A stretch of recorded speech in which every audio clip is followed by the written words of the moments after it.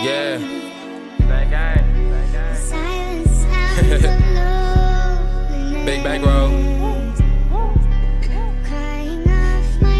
Whoa. Whoa. Whoa. I shoot at the top, aim at the dome. And yeah, she give me top, yeah, she give me dome. And yeah, this off the top, yeah, this off the dome. And yeah, bro, kick that Glock and yeah, that bitch be chrome. What it do, y'all? We back with year 3. We're gonna look at the preseason stats. I did the preseason already off camera. Wanted to hurry up and get to the next season, guys. Hopefully you guys enjoyed the off-season video, a couple moves that we made, draft picks we made. But hey, this is the look right here, just what a couple of guys was doing in the preseason. Help me get a little glimpse of what's to come. You know what I'm saying? We do got a bigger running back core now, and we want to get the running game going this year. So, and also we want to get these receivers the ball because the receiving yards last year was terrible. We got a lot of key additions to the team this year. One of them is Isaiah Simmons. We don't know what we're going to do with him. He's just like an extra versatile piece that we got. PJ Carter, who I expect to be one of our best rookies. We drafted like our vocal focus point of our draft class. And we're going to head to week 1. We got the Detroit Lions. Fresh start, fresh year. You know what I'm saying? We're going to try to make the playoffs this year. I think the team really has a good chance at making it there. Bringing J.J. Watt back to Houston. A lot of key things was made in the offseason, guys. So I think we can do it this year. We're going to make a few free agent signings. I'm looking to get a veteran with mental tag for AR-15 to get that boost. Anthony Schwartz, a fast receiver sitting in free agency. We need to bring him over to the team. And Eric Stokes, like, come on now. If he's sitting in free agency, you cannot pass up on him just sitting there for the low. And before we get to the game, I want to check out our roster. I'm going to put the Lions roster here too, so we see what that team looking like. Because they make some offseason moves, of course, some rookies they add to their roster. But here's our team right here for week 1 at least. Y'all know I make moves, I make trades. The receiving core looks very, very promising. I can't lie. Moving Nico Collins to tight end was a key move. I mean, he's taller than Brevin Jordan, so why not? The offensive line, I would say chef's kiss in my opinion for it to be a developing line, man. This line has some potential. J.J. and Grenard, Caleb Vaughn Chase on Rasheem Green, Ross Blacklock, and Zach Pickens, who had a good year his rookie year. P.J. Carter, Christian Harris, and you got Jack Campbell and Isaiah Simmons at the right side linebacker. Then the DB room, we're packed. I think you can't go wrong with the DBs we got, man. Anybody gets hurt, we got rotation guys. Petrie at safety and Henderson at safety with Metellus at backup. Jake Elliott, new kicker brought in, and Blake Gilligan. Here's our draft picks right here. I'm excited, guys. Let's see what the opening day key is going to be about. Man, it's going to be a hell of a year. Hopefully this year we can doing a promise we made year 1 to actually improve this team and actually show for it. Our overall team rating wise is higher. I'm pretty sure we're probably in the range of other teams, but this would be the depth chart pretty much heading into week 1. A lot of star pieces on this team. 2 superstars on the offensive line that I'm very excited about. Unfortunately, Larry Tunsil probably will regress sooner or later within the next 2 years, so he may not have that, but you know we always scouting and drafting linemen to like add to the line. Can never go wrong with extra guys right there. So moves will be made. I do think the depth we got right there on offense is pretty tight. Now defense, we have more superstars. Like just a year or 2 ago, besides Petrie, we didn't really have no superstars on this team. So AJ Terrell was a huge offseason signing. So was Isaiah Simmons. Those 2 guys about to bring in some massive firepower to add to this team. PJ Carter, man, I know that boy's going to go crazy. I hope he goes crazy this year. We'll look at the kicker core, special teams. I might not have Tony returning. We might switch it up. Oh man, Mechie. We gotta get Mechie some inside the mix. So we're gonna move him up right there just because he's down on the receiver depth roster. And let's look at the week 1 schedule. If you want to pause it right there. We're gonna look at our schedule right here.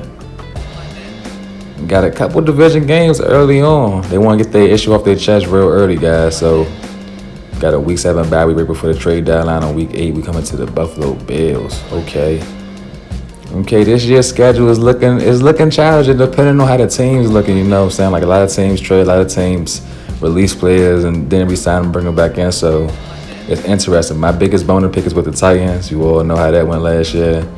And here's the Lions roster right here. Jalen Hurts is the man in town, even though Jared Goff is still the captain of the team. They have Jason Etienne. We're going to just assume that that's Travis Etienne's little brother. Still got T.J. Hawkinson thugging. Offensive line still built up as I expected it to be. I had a little rookie right there, and I had to go back and look. Aiden Hutchinson, okay. Alias D tackles with Sean Gurry. Okay, injury at this starter cornerback spot. Might can take advantage of that with all the receivers we got now. Strong safety Jordan Battle at the second string position. And here we are, guys. Kickoff is underway. The Houston Texans are defending their home turf at NRG Stadium against the Detroit Lions. Jalen Hurts and his band of Lions have came. And it's a week 1 matchup that both teams are looking to start the season off good. Neither team wants to come into the season 0-1. But only one team can win this week and one team can lose, as you see. Nico Collins getting the highlight right there. Week 1. Tight end is now the new position for him. I think that switch will be very sneaky. A lot of teams will be caught off guard by that. And we can keep him on the team as far as like we having more receivers on the team. His spot on the depth chart won't be phased at all because he will be a starting tight end and always on the field. So here we go. Jalen Hurts right here. Ratings looking good, 77 overall. And we got to contain him today. As their first handoff to DeAndre Swift. Slight pickup of 4. But P.J. Carter, the rookie that I was highly talking about, is injured on the first play of the game. That is not good to see.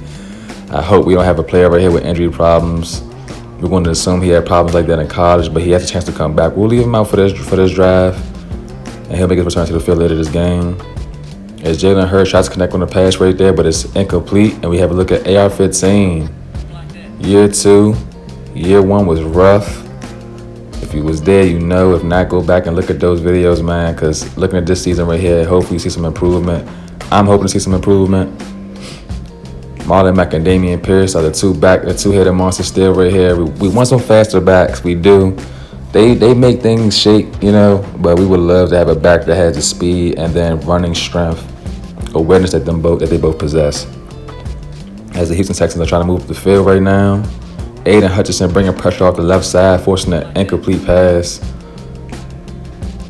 Okay, the Texans find the receiver. Oh, it's Nico Collins at tight end, already making his presence known at that position.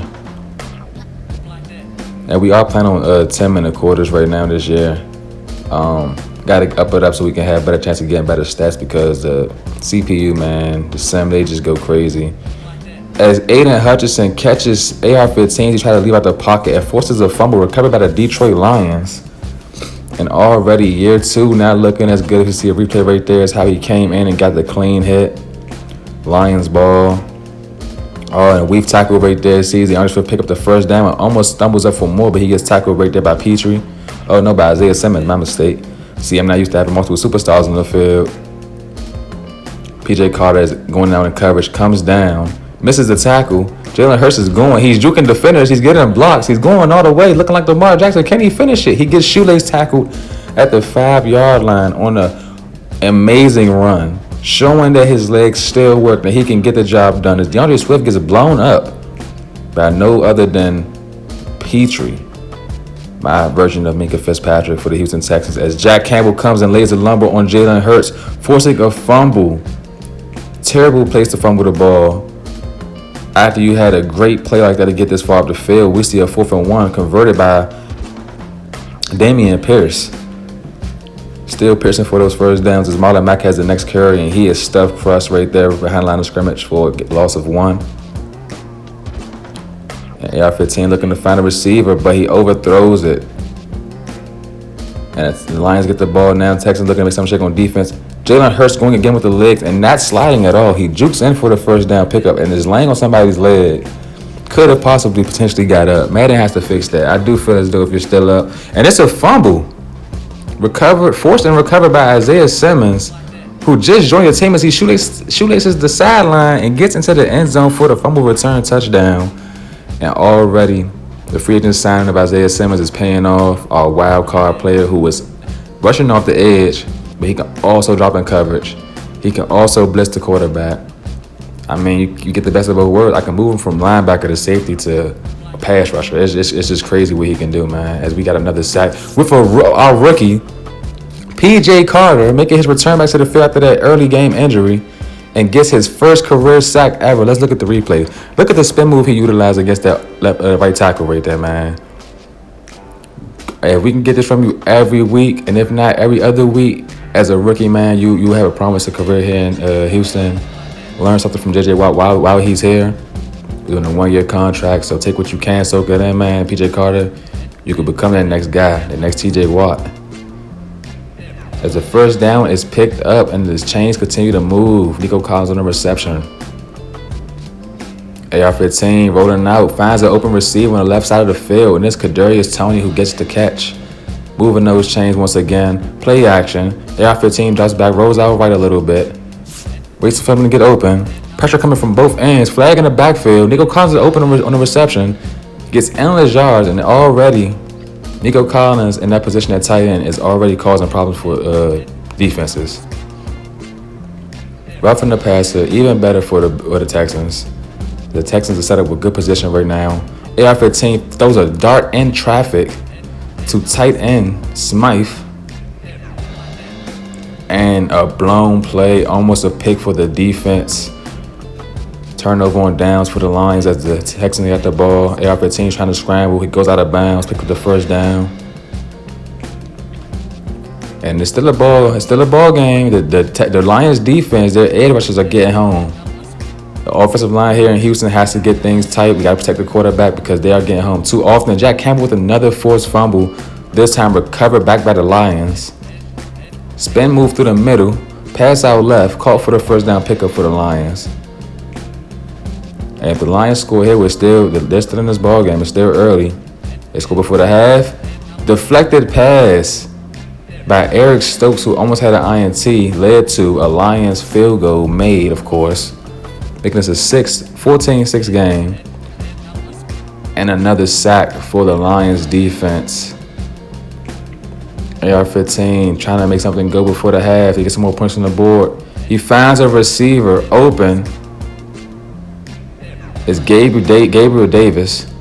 Another free agent signing. It's an overthrow, a target intended for Juju Smith-Schuster. Slow ass.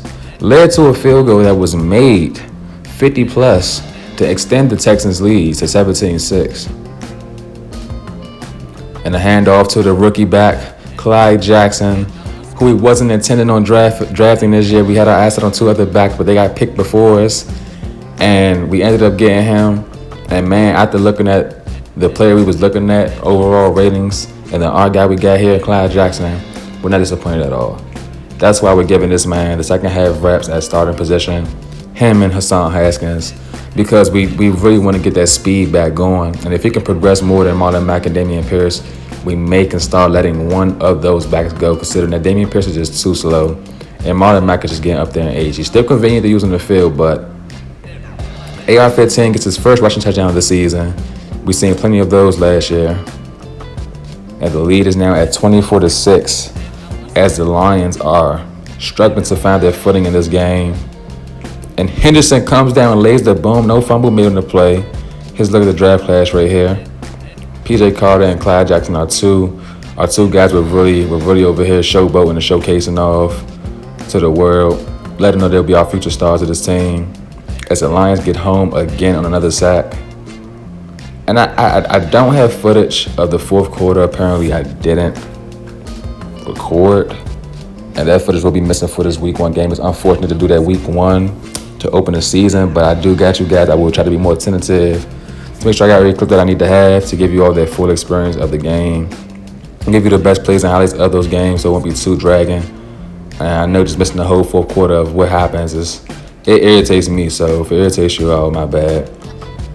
Back to this game, the Lions are still trying to stay alive and make a drive up the field. And there's still plenty of time left for the Lions to just score as DeAndre Swift slowly but surely gets the first down pickup. Tackle made by Xavier Henderson.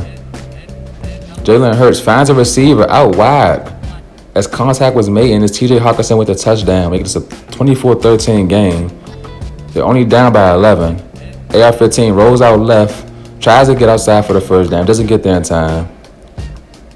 Hand off to Clyde Jackson. Fights for the first down, breaks it off through defenders, and gets the first down pickup. And that'll be all, guys. I told you all the clips for fourth quarter was not recorded, but we can still look at the stats right here. As you all see in the final score, we did win this game. Opened the season 1-0. Damian Pierce, Clyde Jackson definitely came in and did his due. Jalen Hurts with 102 yards on the ground.